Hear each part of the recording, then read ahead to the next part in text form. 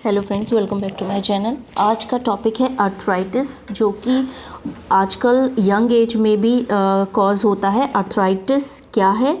तो अर्थराइटिस जो होता है दोस्तों, एक कॉमन डिसऑर्डर है और डिसीज़ है जो आपके जॉइंट्स को अफेक्ट करता है और स्वेलिंग कॉज करता है या जॉइंट्स में इन्फ्लामेशन कॉज करता है। एक या एक से ज़्यादा जॉइंट में हमेशा पेन रहता है, जॉइंट स्टिफ रहते हैं और मुड़ नहीं पाते ईज़िली, या आप कुछ भी सामान उठा रहे हैं, रख रहे हैं तो आपको प्रॉब्लम हो रही है। बहुत ही पेनफुल कंडीशन है। अगर आप झुक रहे हैं तो आप झुक नहीं पा रहे हैं। तो ये कंडीशंस जो होती है अर्थराइटिस में होती है, और मेनली ये क्या है, जॉइंट्स की डिसीज़ है या जॉइंट्स डिसऑर्डर है। तो अगर इसकी हिस्ट्री की बात करें तो डिपेंड करता है कि आपको जो अर्थराइटिस है वो ऑनसेट है, मतलब तुरंत होता है, या पेन है, उसमें सॉइलिंग है जॉइंट्स में, या आपको कभी कोई ट्रॉमा हुआ, ट्यूबरक्लोसिस है, टाइफाइड है, किसी जो इन्फेक्शन या किसी डिसीज़ का, वेनरल डिसीज़ का एक्सपोजर हुआ है, निमोनिया है, बैसिलरी डाइसेंट्री है, ब्लीडिंग टेंडेंसी है आपके साथ, या रीनल कॉलिक है, या कोई फैमिली हिस्ट्री रही है हीमोफीलिया की जैसी, या ट्यूबरक्लोसिस, गाउट डिसीज़ एक्सेट्रा की। तो ये आपकी पहले हिस्ट्री पर डिपेंड करता है कि कहीं आपको प्रीवियसली या पहले कोई ये डिसीज़ तो नहीं रही है, या आपके साथ इनमें से कोई कंडीशन तो नहीं है। दूसरा, ये इसको हम एग्जामिन कैसे करते हैं कि हम अगर हमें अर्थराइटिस हुआ है तो हम किस बेस पर एग्जामिन करते हैं कि हमें डायग्नोस हो कि हमें अर्थराइटिस की प्रॉब्लम है। तो सबसे पहले जो तरीका है एग्जामिनेशन का वो है इंस्पेक्शन। हम खुद ही इंस्पेक्ट करते हैं कि जैसे अगर जॉइंट्स अफेक्टेड हैं, या पोजीशन क्या है जॉइंट्स की, या फिक्स्ड डिफॉर्मिटी है, वहाँ पर सॉइलिंग तो नहीं है, या कोई इन्फ्लामेशन तो नहीं है जॉइंट्स में, या कोई मस्कुलर वास्टिंग तो नहीं है जॉइंट्स के पास। तो ये सारी साइन हैं, या आप कह सकते हो इंस्पेक्शन करने के लिए फीचर्स हैं कि हम खुद इंस्पेक्ट करें। दूसरा जो एग्जामिनेशन का तरीका है वो है पल्पेशन, कि अगर कोई लोकल टेम्परेचर कैसा है, लो है, इंक्रीज़ है, टेंडरनेस है, सॉइलिंग है, फ्लक्चुएंट हो रहा है, सॉइलिंग कम हो रही है, बढ़ रही है, या एक जैसी सिमिलर नॉन फ्लक्चुएटेड सॉइलिंग है, या बोनी जो कंपोनेंट हैं जॉइंट से रिलेटेड वो वीक हैं। तो ये क्या है, सेकंड टर्म है एग्जामिनेशन का कि हम जॉइंट्स को एग्जामिन करें।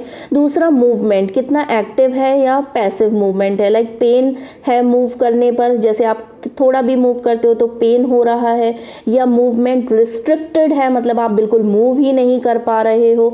दूसरा, एक्सेसिव मोबिलिटी है, या आप जहाँ मूव नहीं करना पा रहे हो आपको कपकपाहट होती है, या आपका जो मस्कुलर स्पाम्स है प्रोटेक्टिव है, या ग्राफ्टिंग है मूवमेंट में। तो ये सारे मूवमेंट के बेस पर भी एग्जामिनेशन किया जाता है। जो चौथा एग्जामिनेशन फैक्टर है वो है मेजरमेंट, लाइक आपके लिम्ब की लेंथ को मेज़र करेंगे, सरकमफ्रेंस आपके लिम्ब का देखेंगे। और दूसरा, वेरियस जो आपके पॉइंट्स है, जॉइंट्स हैं, बोन जॉइंट्स हैं, उनके रिलेशन के एक्सपेक्ट पर मेज़र करेंगे।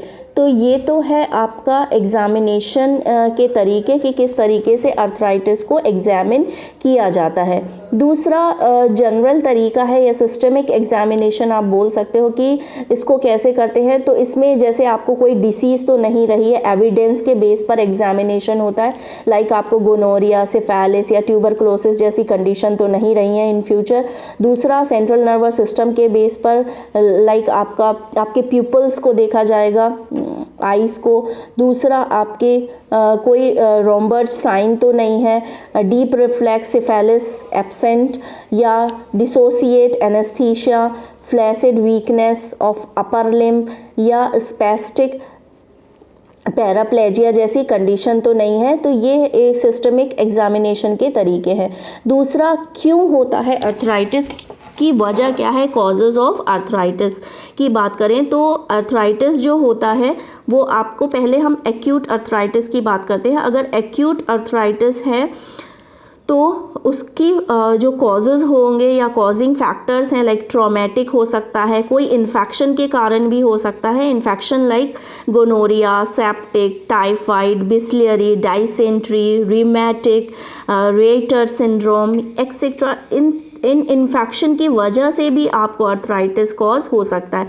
तीसरा जो एक्यूट अर्थराइटिस का फैक्टर है वो है गाउट डिसीज़ आपको हो सकती है, स्कर्वी के कारण भी हो सकता है, हीमोफीलिया जैसी कंडीशन के कारण भी हो सकता है, या आपको कहीं भी क्रोनिक अर्थराइटिस है या कोई एक्यूट अटैक हुआ है। तो ये सारे एक्यूट अर्थराइटिस के फैक्टर हैं, कॉजेज़ हैं जिसकी वजह से आपको अर्थराइटिस कॉज हो सकता है। दूसरा टाइप ऑफ अर्थराइटिस या कॉज है क्रोनिक अर्थराइटिस। ये भी आपको एक इन्फेक्शन इसका फैक्टर है कि आपको कोई भी सीवियर इन्फेक्शन हुआ है, उससे भी आपको क्रोनिक अर्थराइटिस की प्रॉब्लम आ सकती है, जैसे कि ट्यूबरक्लोसिस है, सिफेलिस है या रूमेटिक अर्थराइटिस है। तो ये इन्फेक्शन है जो आपको क्रोनिक अर्थराइटिस कॉज कर सकते हैं। दूसरा है कोलेजन की कोई डिसीज़ तो नहीं है, आपको कोलेजन लेवल कैसा है आपका, तो रूमेटॉइड या सिस्टमिक ल्यूपस इरिथ्रोमेटस की कंडीशन तो नहीं है, पॉलीएरिथ्राइटिस नोडोसा तो नहीं है। तो ये सारे फैक्टर्स हैं जिससे आपको क्रोनिक अर्थराइटिस जैसी प्रॉब्लम्स हो सकती हैं। दूसरा फैक्टर आपका डीजनरेटिव सेल्स का या बोन्स का डीजनरेटिव पार्ट कैसा, लाइक एंक्लोसिंग या स्पॉन्डाइलाइटिस तो नहीं है, न्यूरोपैथिक डिसऑर्डर लाइक टेप्स डॉर्सेलिस या साइरिंगोमाइलिया तो नहीं है। दूसरा मिसलेनियस की बात करें तो हीमोफीलिया या गाउट भी एक फैक्टर है जिससे आपको क्रोनिक अर्थराइटिस या सीवियर अर्थराइटिस हो सकता है। दूसरा डिफरेंशियल डायग्नोसिस भी होती है अर्थराइटिस के लिए, लाइक आपको सेप्टिक अर्थराइटिस कैसे डायग्नोस करेंगे, तो इनके जो फैक्टर्स हैं 4 फैक्टर्स पर डिपेंड करता है septic arthritis, like acute onset तो नहीं हुआ है, आपको सेप्टिसेमिया के सिम्टम्स तो नहीं है। दूसरा मल्टीपल स्मॉल जॉइंट्स या सिंगल लार्ज जॉइंट्स इन्वॉल्व हैं, या जॉइंट्स में हमेशा पेन रहता है, या स्पेशली मूवमेंट से रिलेटेड है, या दूसरा स्पॉन्टेनियस डिसलोकेशन तो नहीं है, या फेब्रस और बोनी एंकिलोसिस तो नहीं है। तो इन सारे फीचर्स को देखते हुए डायग्नोस किया जाता है सेप्टिक अर्थराइटिस को। दूसरा ट्यूबरक्लोसिस अर्थराइटिस को कैसे डायग्नोस करते हैं, अगर आपको इंसिडस ऑनसेट है या कॉमनली इफेक्ट है स्पेशली अपर लिम्स में, आप एडल्ट हैं और आपके लोअर लिम्स या अपर लिम्स में अपर लिम्स में अगर आपको कॉमनली अफेक्टेड है आपका अपर लिम्स, तो ये एडल्ट की कंडीशन में होता है, और अगर लोअर लिम्स आपके अफेक्टेड हैं तो चिल्ड्रंस की कंडीशन में होता है। दूसरा ट्यूबरकुलोस को फोकस किया जाता है कि कहीं भी बॉडी में अगर ट्यूबरकल सेल्स तो नहीं है। दूसरा नाइट में आपका पेन तो नहीं स्टार्ट होता है, मतलब आपका डे नाइट कैसा पेन है, आपको कब स्टार्ट होता है, तो अगर स्पेशली नाइट में स्टार्ट होता है तो स्पेशली आर्टिक्यूलर कार्टिलेज का इन्वॉल्वमेंट होता है इस तरीके की अर्थराइटिस में। दूसरा मस्कुलर डिफॉर्मिटी या वास्टिंग तो प्रेजेंट नहीं है। दूसरा अगर आपका लोकल टेम्परेचर जहाँ पे आपको पेन हो रहा है और आपको जॉइंट्स में थिकनेस तो नहीं है, साइनोवियल मेम्ब्रेन जो है प्रेजेंट है, स्पंजी फील हो रहा है, या आपका लोकल टेम्परेचर जो है वो इंक्रीज़ हो रहा है, इस बेस पर भी ये ट्यूबरकल अर्थराइटिस को डायग्नोस करते हैं। दूसरा आपके मूवमेंट में रिस्ट्रिक्शन कॉमन तो नहीं है। दूसरा अगर आपको कोल्ड या साइनस तो नहीं हुआ है।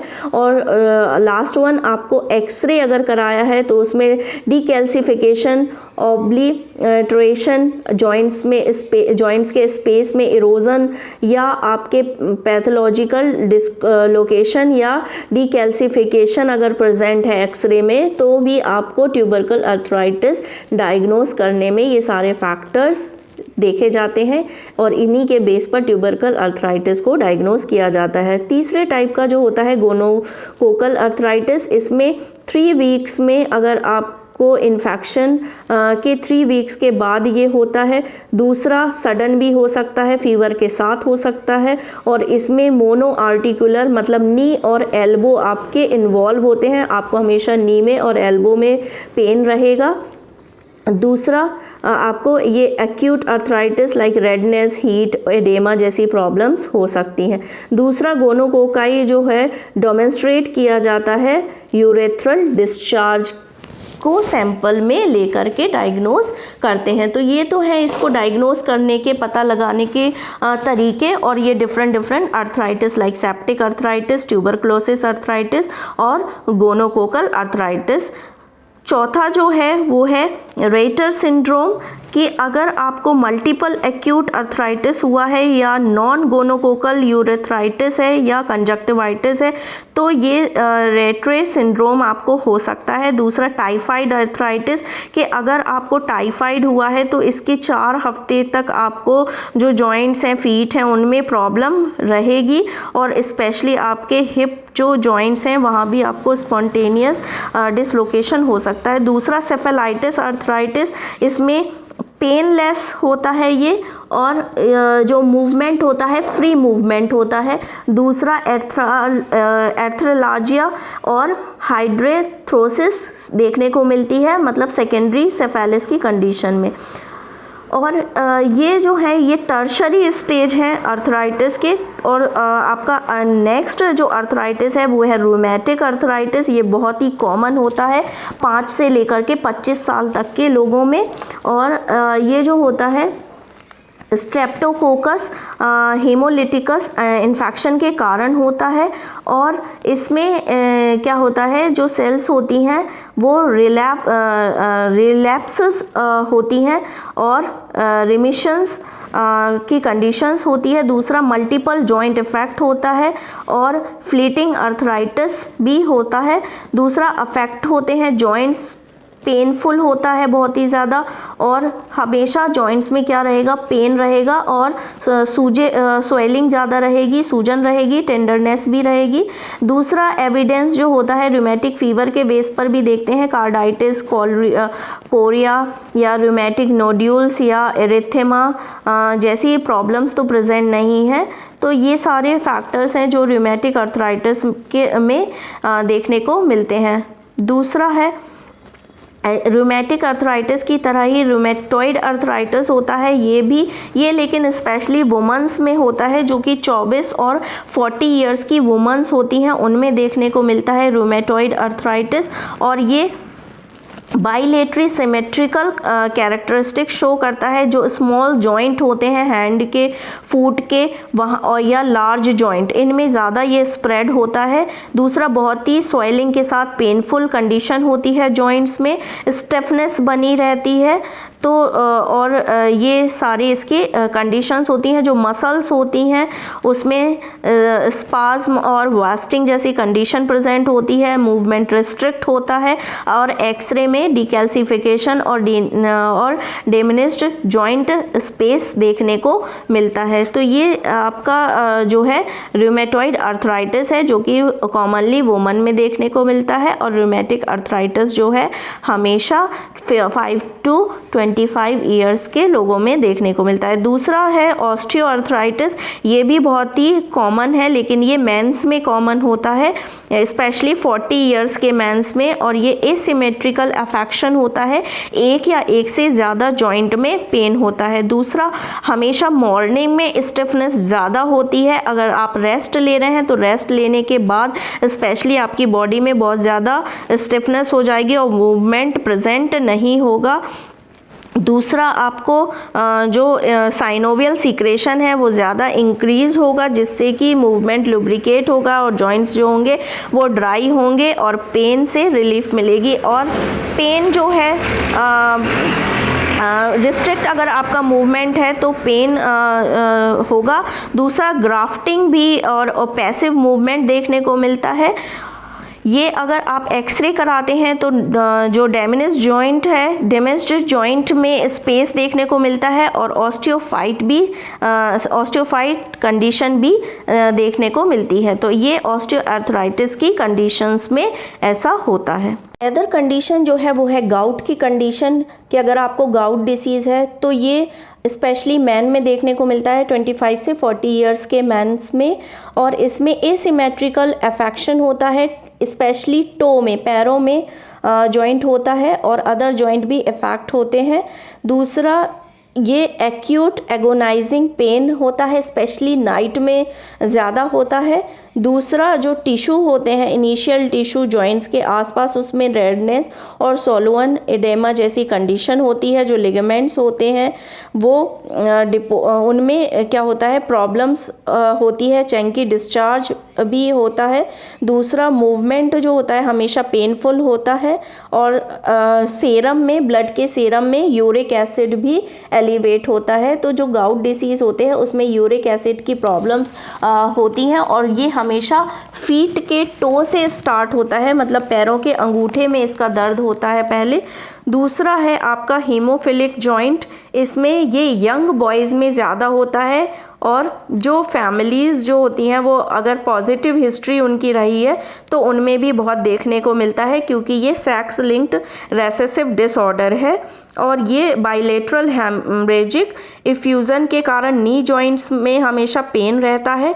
क्लॉटिंग टाइम इनका इंक्रीज रहता है। जो एक्टिवेटेड पार्शियल थ्रोम्बोप्लास्टिन टाइम है वो भी इनका प्रोलॉन्ग्ड होता है। तो ये जो लेवल हैं, ये फैक्टर्स हैं, ब्लड में लो रहते हैं। दूसरा, ये जो है क्रोनिक डिसेबलिंग एथ्रोपैथी है, ये जो आपका हीमोफिलिक जॉइंट्स आर्थराइटिस है। दूसरा है न्यूरोपैथिक जॉइंट में अगर ऑस्टियोराइटिस है, ऑस्टियोआर्थराइटिस है आपको, तो डीनर्वेटेड जॉइंट और स्प्राइंगोमेलिया या पेरिफेरल न्यूराइटिस की वजह से हो सकता है, या आपको इसमें हल्का पेन रहेगा और बोन्स जो रहेंगी डिस्ट्रक्ट रहेंगी। तीसरा, स्कर्वी की कंडीशन की बात करें तो ये मालनरिश्ड चिल्ड्रन में होता है, जिनमें विटामिन सी की कमी होती है, उनमें सॉइलिंग होती है, नी जॉइंट में पेन होता है और हेमरेजिक कंडीशंस होती हैं। उनकी हेयर रूट्स जो होती हैं बहुत ही वीक होती हैं और जो इनका एग्जामिनेशन होता है वो मैग्नीफाइंग ग्लास के थ्रू किया जाता है। दूसरा जो कंडीशन है वो एंकोलोसिंग स्पॉन्डाइलाइटिस है। ये कॉमनली बॉयज़ में होता है जो 15 से 25 साल के होते हैं, और ये जो होता है स्पाइनल जॉइंट्स में पेन होता है और सैक्रोइलेक जॉइंट्स में पेन होता है। दूसरा, अगर मूव करते हैं जॉइंट्स को तो रिस्ट्रिक्ट होता है मूवमेंट इनमें, और जो स्टिफनेस के कारण, जॉइंट्स में जो स्टिफनेस है उसके कारण इनको मूवमेंट करने में बहुत ही ज़्यादा दिक्कत होती है। और जो एंक्लोसिस की कंडीशन है वो भी प्रोग्रेस हो जाती है और एट्रोफी भी प्रेजेंट होती है और मसल्स स्पाम भी इनके डायग्नोसिस में अपीयर होता है। तो ये सारी कंडीशंस हैं आर्थराइटिस की कि किस कारण आर्थराइटिस होता है। तो अगर आपको भी जॉइंट्स पेन है या आर्थराइटिस है तो आप डायग्नोस कराइए। ये इनमें जो एग्ज़ामिनेशन के तरीके हैं, या तो आप अपीयरेंस से एग्ज़ामिन कर लीजिए, सेल्फ इंस्पेक्शन करिए, या अगर आप ब्लड टेस्ट कराइए, उसमें आपका यूरिक एसिड लेवल कैसा है वो भी एक तरीका है आर्थराइटिस को डायग्नोस करने का। दूसरा, अगर आपको जॉइंट्स में पेन है तो आप कोशिश करिए कि अपनी डाइट में विटामिन डी शामिल करें और नट्स वगैरह शामिल करें। हाई प्रोटीनेशियस डाइट ना लें, विटामिन ज़्यादा लें और कार्बोहाइड्रेट लें। तो ये कुछ तरीके हैं, और ज़्यादा से ज़्यादा कोशिश करें कि आप अपनी फीट के या एड़ी के बल 15 या 20 मिनट चलें। और दिन में अगर आपको फिज़िकल कोई वर्कआउट नहीं है तो कोशिश करें कि आप मॉर्निंग वॉक करें, इससे आपके जॉइंट्स जो होंगे लुब्रिकेट होंगे। लेकिन अगर आपको क्रोनिक आर्थराइटिस है तो आप ज़्यादा वर्कआउट करने की कोशिश ना करें, आप सीधे डॉक्टर से कंसल्ट करें और वो आपको प्रॉपर मेडिकेशन देगा। Thanks for watching my channel. अगर आपको ये इन्फॉर्मेशन अच्छी लगी हो तो please subscribe and like my channel.